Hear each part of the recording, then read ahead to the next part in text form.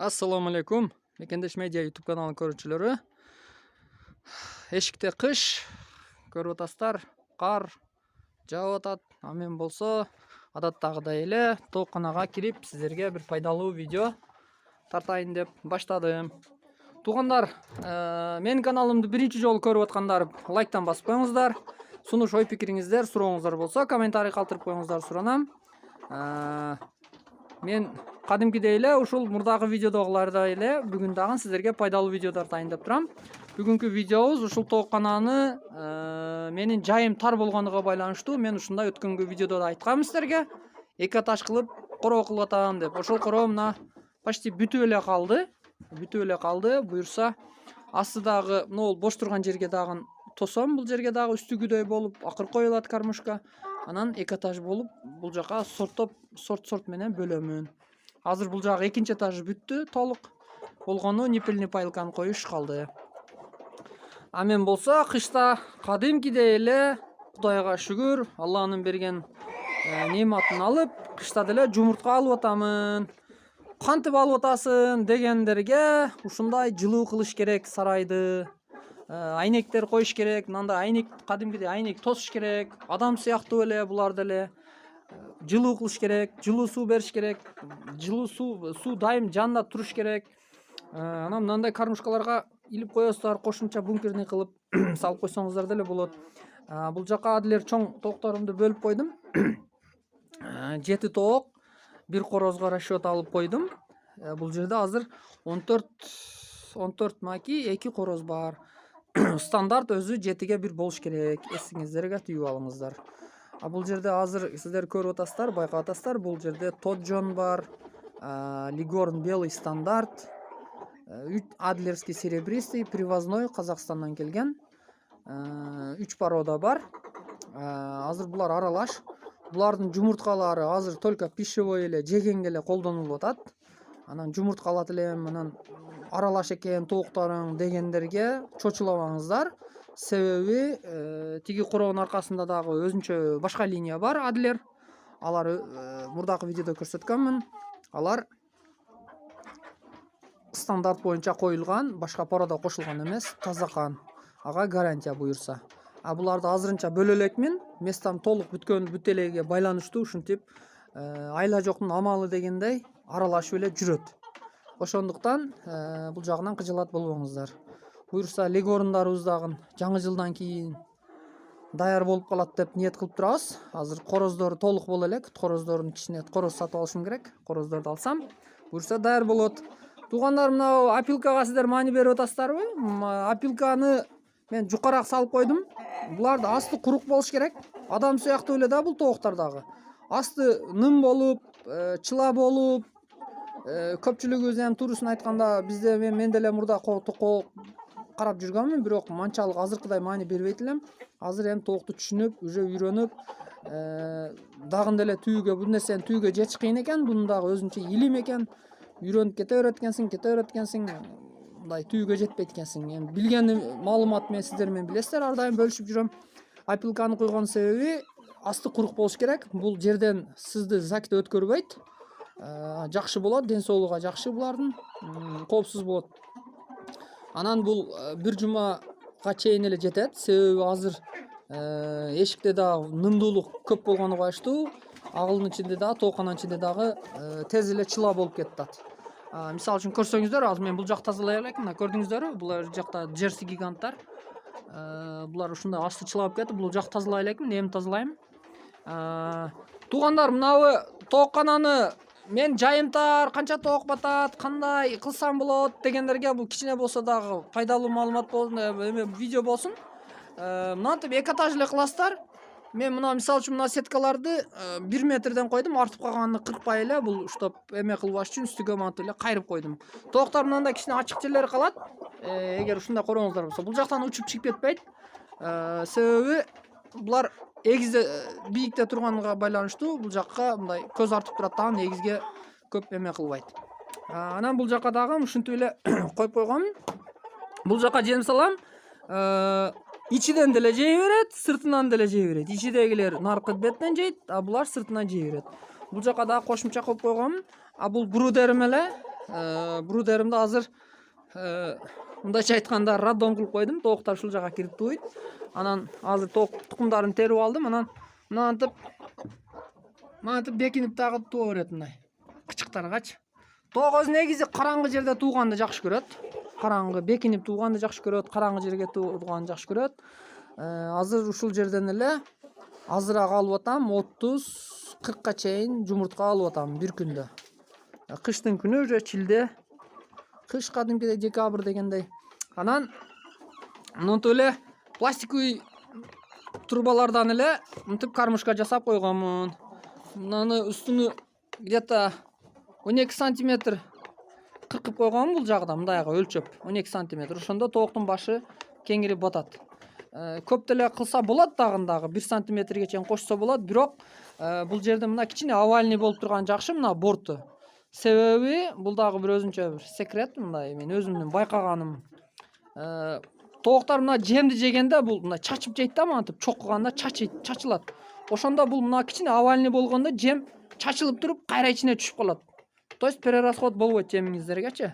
Ошондуктан бул кыркканда да 10-12 сантиметрге чейин эле кырсаңыздар бир жагыны өлчөп алып туруп, анан арасында мындай калтырып коесуздар шакекчен булуштоп, бул эки жака мындай эме болбош үчүн.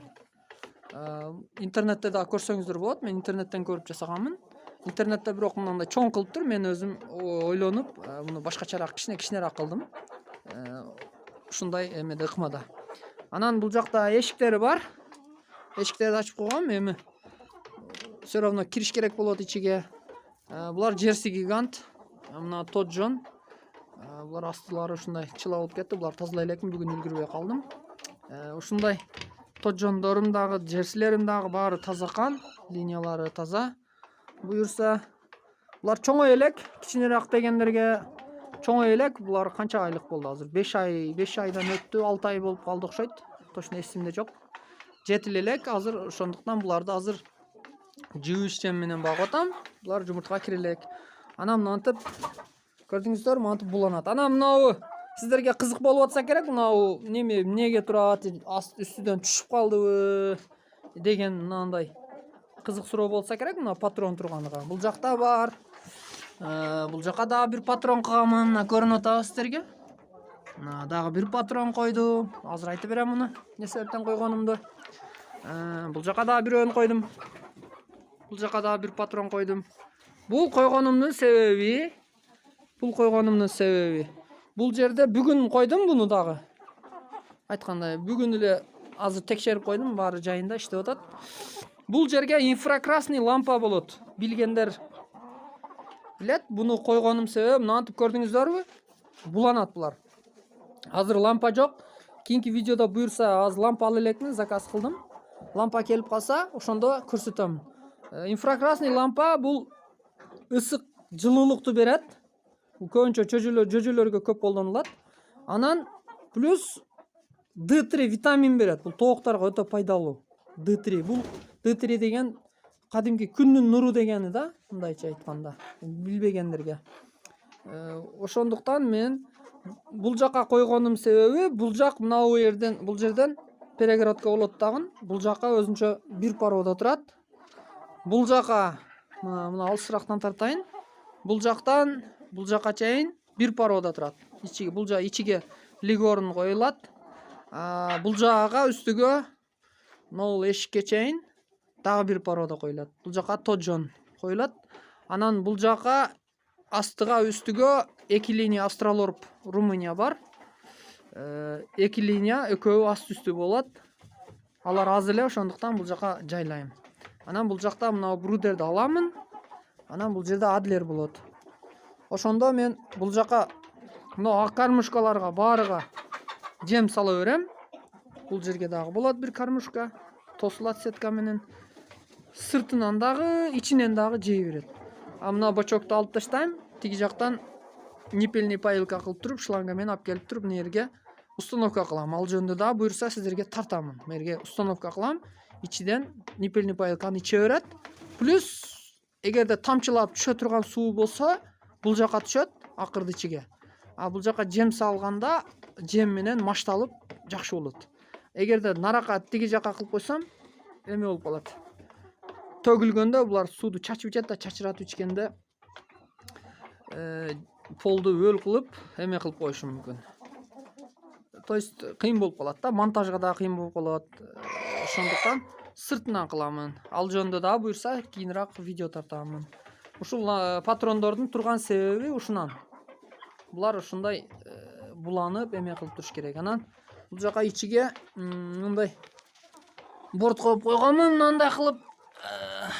Бул жак кичине эме болгондуга караңгы байланыштуу баардыгы ушул жака кирип алыптыр. Бул жакта күл салып койгонмун туугандар, күл. Кадимки эле очоктон чыккан, тандырдан чыккан күлдү салып койгонмун. Бирок көмүрдүн күлү болбойт. Көмүрдүн күлү болбойт, себеби көмүрдүн күлү өтө жеңил келеткенден тозуп кетет. Азырынча бул жактарга мынтип чачный паялка менен мынтип сууга коюп койдум. Азыр ушуларды ичип атат. Ушунан эле суу ичип атат. Анан бул жака баллон коюп койгонмун. Бул жактар эме бүтө элек. Бул жака жумуртка тууат. Азыр 9-10го чейин тууп атат бул жерде. 14 маки 10 штукка чейин тукум тууп атат. Негизинен ушундай туугандар. Мындай коночолорду коюп койгонмун. Анан бул жактарга деле чыгып атат. Бу жерде инструмент турат. Буларга маани бербейсиздер. Себеби бул жерде кичине ремонт болгонуга байланыштуу. Бул жерде инструменттерин толук алып тазалап делек мен. Ушундай туугандар. Азыр бул жерде жалпысынан ушунча местага тооккананын размерини айта кетсем 8ге 4 да. 8ге 4 размери. 8ге 4. Узуну 8, турасы 4. Бул жерде примерно 150 тоокту баткырса болот. 150-дү 2 аташ кылсаңыздар 150 тоок батат. Даже тарыраак болуп калышы мүмкүн. Бирок канчалык эркин жүрсө, ошончолук тоокка жакшы болот. Тооктар канчалык тыгылып көп болсо, мындай бата берет, жүрө берет, жемин жеп, суун иче берет, бирок буларда каннибал деген оорусу бар. Айрыкча мына легорунда көбүрөөк болот. Каннибал деген оору бул мындай кызыл нерсени чокуп, то есть бири чокуп, анан кызарган жерин мындай тажыларını чокуп көрөт, анан кичине канаган болсо болду, ошол жерде бардыгы келип чокуй берет, акыры өлтүрүп коюшу мүмкүн. Өлтүрүп да коет да.